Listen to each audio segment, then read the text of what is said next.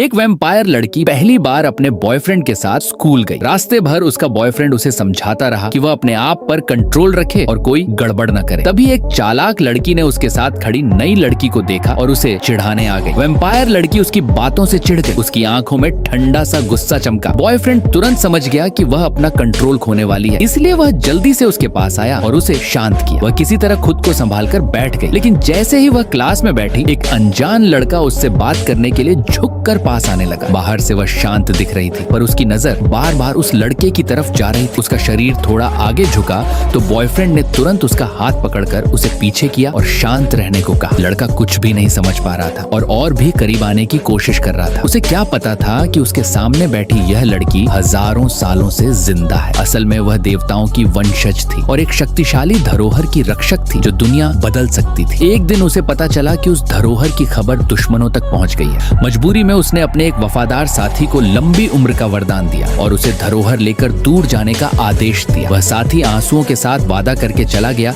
कि वह उसकी वापसी तक धरोहर की रक्षा करेगा। दुश्मन पास आ गए तो वह खुद अकेली उनका सामना करने के लिए रुक गई। आखिर में उसने सब ठीक कर दिया, लेकिन खुद गहरी नींद में चली गई। कई साल बाद एक लड़का गलती से उस जगह पर पहुंचा और उसकी नींद खुल गई। वह लड़का परिवार की परेशानियों से घिरा हुआ था और मुसीबत में फंसा हुआ था। सही समय पर लड़की ने उसकी जान बचाई। जब लड़के ने पूछा कि वह कौन है, तो लड़की ने उसके अंदर से धरोहर की हल्की सी आभा महसूस की। उसने उल्टा उससे ही सवाल किया। लड़का हैरान रह गया कि वह उसके बड़े बुजुर्ग का नाम कैसे जानती है। उसकी शक्तियां पूरी तरह वापस नहीं आई थी, इसीलिए वह थोड़ी देर के लिए बेकाबू हो गई और लड़का बेहोश हो गया। सुबह जब वह उठा तो उसे लगा कि सब सपना था, लेकिन दरवाजे पर वही लड़की खड़ी उसे देख रही थी। Subscribe for next part.